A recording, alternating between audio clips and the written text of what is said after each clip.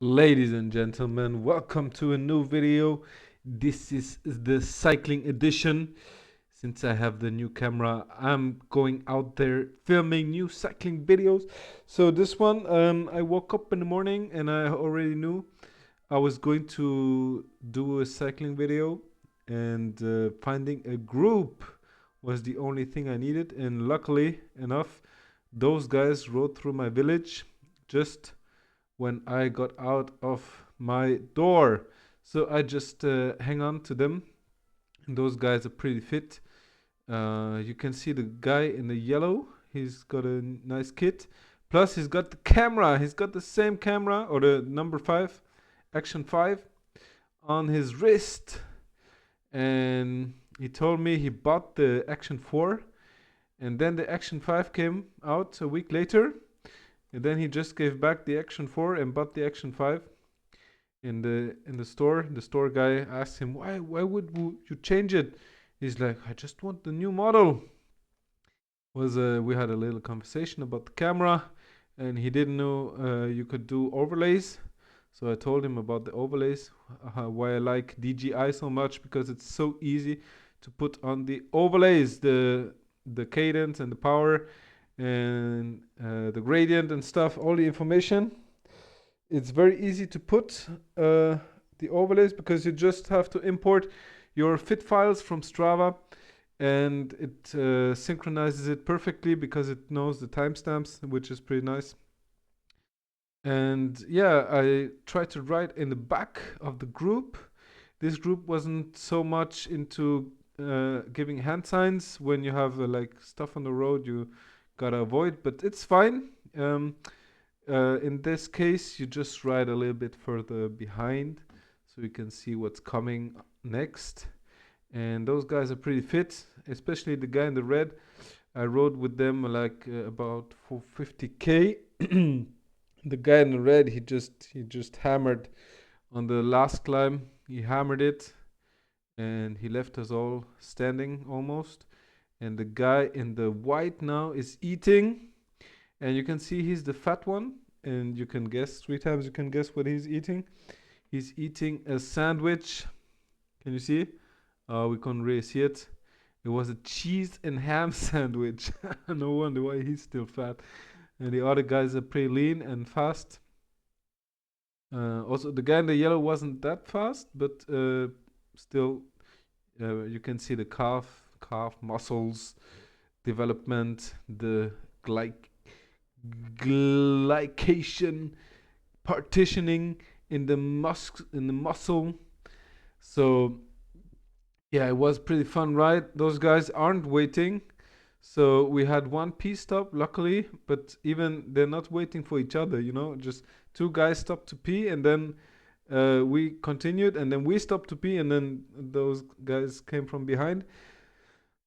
So yeah, they're not really waiting. You got to catch up if you want to keep riding with them, which is uh, which is nice. Yeah, I guess those are friends. They know each other, so they knew the route they were taking, but I didn't know where they were going. So it was a surprise climb for me. It was a climb I haven't done before. 450 meters at the end. This one's a short video. I'm only showing a preliminary climb. This is going uphill, 20 k's, 5% gradient, which is pretty fast, I should say. The guy in the red is the one which is pretty strong. He stopped to take photos and videos, and then he caught up with us. It was pretty fast. So here you see they were talking about food, what you need to eat.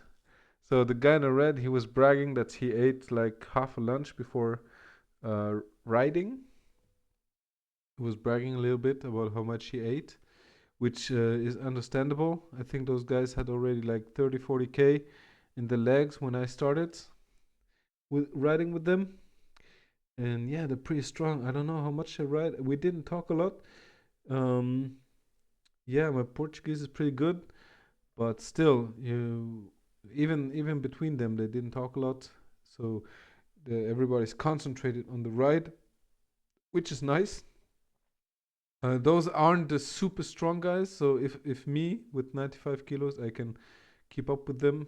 Those aren't the super strong guys, or they weren't going like super hard.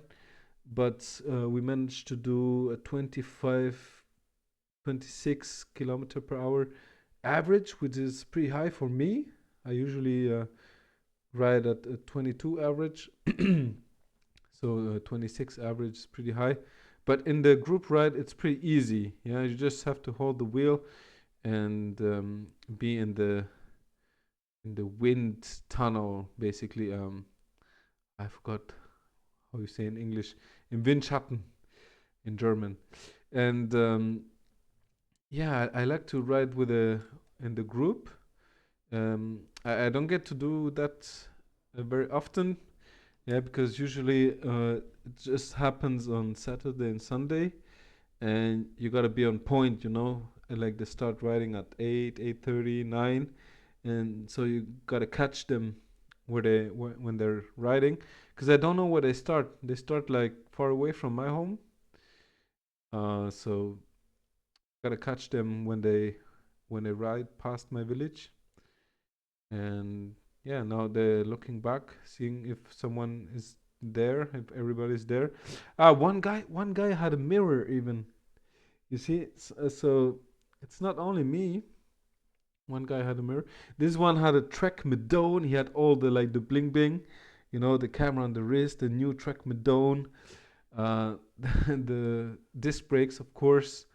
But we had some rim brake guys, you know, like the good old school rim brakes, which I personally like very much. But they had newer bikes.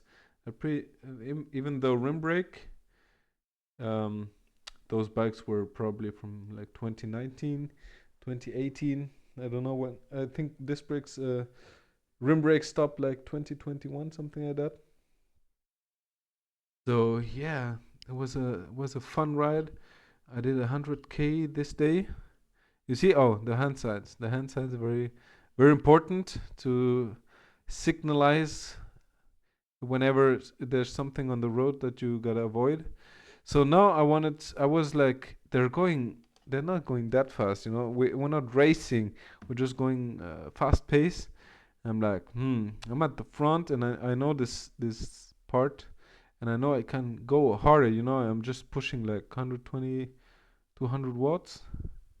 Okay, 400 now, but I'm not pushing that hard, so I could push more. But I did know what was coming up, you know. So that's why I'm trying to hold the wheel of the first guy.